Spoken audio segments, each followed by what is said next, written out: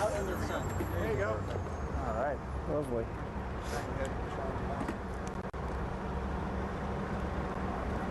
We're ready. Okay, I want to thank everybody for coming. My name is Sergeant Vince Lewis with the Phoenix Police Department. With me today is Sergeant Jim Brackey with the Phoenix Police Department, portion of the FBI Bank Robbery Task Force, as well as Supervisory Agent Lance Lysing from the FBI. Which one is which? This is Sergeant Jim Brackey. Supervisory Agent Lance Lysing. Thank you. We're here to talk about the arrest today of the nicknamed Average Joe Bandit, the serial bank robber. This was a lengthy investigation involving the FBI Bank Robbery Task Force. It was a unique arrest in that the detective was conducting follow-up inside of the bank at the Walmart at 1825 West Bell Road when the suspect entered into the very same location to commit another robbery. So I'd like to introduce to you that detective, Detective Steve Paul with the Phoenix Police Department. Just tell us about what happened today. I was at the Walmart there at 1825 West Bell Road conducting follow-up investigation on this bank robbery series, the Average Joe. As I was there, I was talking to some of the Walmart employees, and I glanced over at the bank inside, and I saw a subject standing there who I immediately recognized as the subject we were looking for in this series. I was approximately 15-20 feet away. I could see that he was accepting money from a victim who was behind the teller line, and he placed the money into a small blue bag that he was carrying. The subject turned to walk out. I verified very quickly with the bank teller that he had just been robbed, and followed the subject outside. I was attempting to get on my police radio and let the dispatchers know what was going on as the subject was about to get into a taxi cab. I had to take everything into consideration in just a few split seconds. It was the safest place that I could effect an arrest. I did not want this subject to get out and continue to victimize more honest citizens just trying to do their job. So at that point, I identified myself as a police officer. The subject began to run, took a few steps. I gave him some more verbal commands. He finally ceased and started to comply with my commands, placed him on the ground, and subsequently took him into custody while patrol units were responding to the scene. How weird is it that a guy robs a place, he goes back and robs it again? It's not as odd as you'd think. We would like to think it doesn't happen, but we've been part of the bank robbery task force for between 5 and 6 years now, and we have seen it on occasion happen. Was the suspect armed? Did he have anything? How did he rob the bank at the Walmart? Well, from the series, we were fairly certain that he wasn't armed, but there is always that unknown. In today's robbery, I could pretty much see that I did not see a weapon, and based on several other factors, I felt I was in a safe place to make the arrest.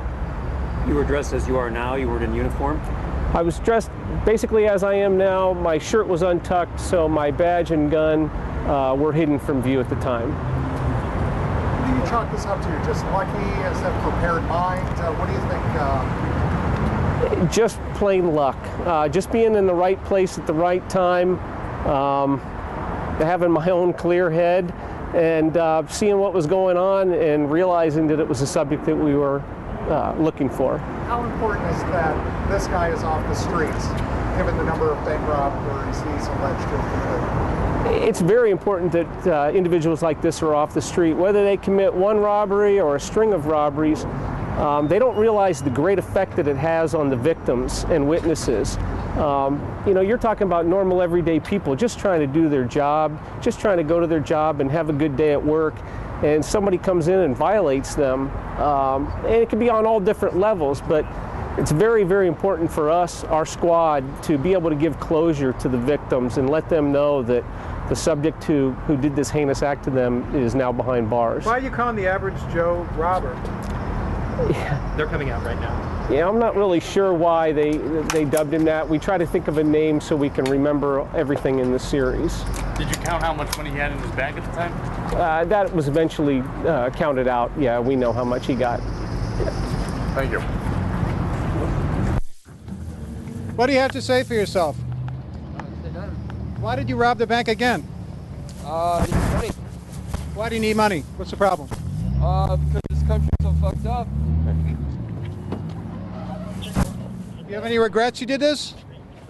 Of course I do.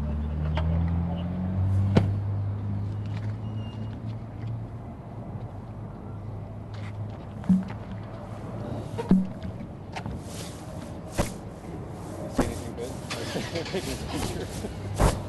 Those, turn them off.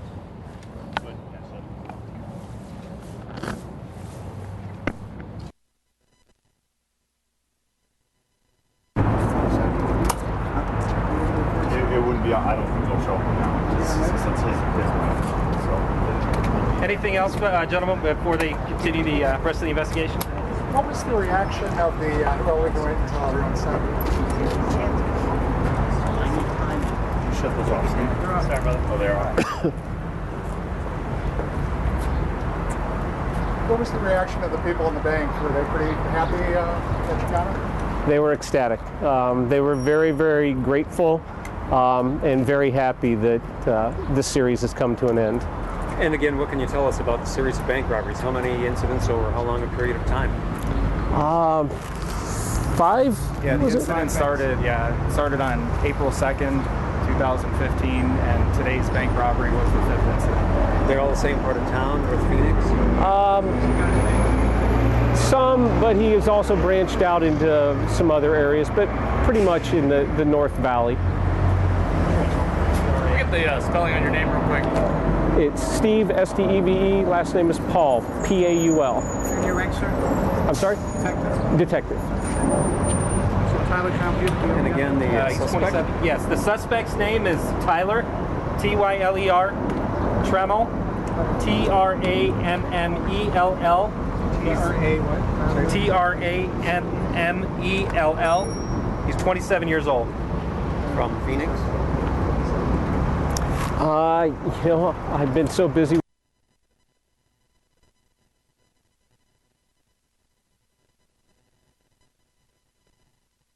I got because I'm sifting, you know, this, they Do you have cancel out a, each do you other. have a contact line? Don't you have a contact line? It has to shut off for the Avenir. I can't, they can only have one mic. That's right by where I live, so I use their facility.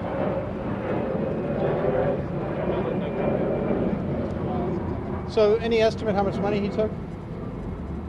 Yeah, as of right now, we're just saying it's an undisclosed amount because we're still conducting the investigation. That's a good estimate. At least 3 figures. They never have ever told me how much money the guy got. They don't. They never say that. They won't. Did any of these have those little packs of ink that explode on you? No, those are personally one of my favorites. In today's robbery, at least no device was given out during today's robbery, I should say. So you've asked to know of all of it? He presented a robbery demand note and also made some verbal demands. Did he ever flash a gun in any of these things? In this series, no. We have not seen a gun be produced at all. So he'll be prosecuted federally, I take it, right? Task force, since we're comprised of both federal agents and state and local law enforcement, we work closely with the U.S. Attorney's Office and the County Attorney's Office, and there's just a long list of criteria as to which court system we take it through. This case with the Average Joe is going to be prosecuted in Superior Court, American County. And you said it's not all that unusual for them to return to the scene of the crime even the next day. All right, again, for those of you wondering what we are covering, this is an image of the Average Joe Bandit. He was caught. Again, earlier we saw the detective who made the arrest, speak to the press. We spoke with him a few minutes prior to that here live on News Now. He did chat with us over the phone. Just to recap, he had gone back to the Walmart where a crime had initially occurred to do an investigation, chat with employees, and as he looked over to the bank, he saw the man that he had recognized, the Average Joe Bandit, realized that that individual had come back to commit another crime, and ended up walking out and apprehending the suspect before he was able to get away in a taxi cab. Again, an absolutely amazing story. Great work by that detective. And you guys saw it here on News Now as that robbery suspect was taken from police headquarters and transported to jail. We carried it live here on News Now. And if we have any additional updates, we will have that for you guys on the Fox 10 News. So make sure to go to fox10phoenix.com to watch the rest of our 5 o'clock newscast, as well as our 6 o'clock newscast. And if you're still interested, make sure to tune in later this evening, later tonight, where you can watch the 9 o'clock and 10 o'clock newscast as well on fox10phoenix.com.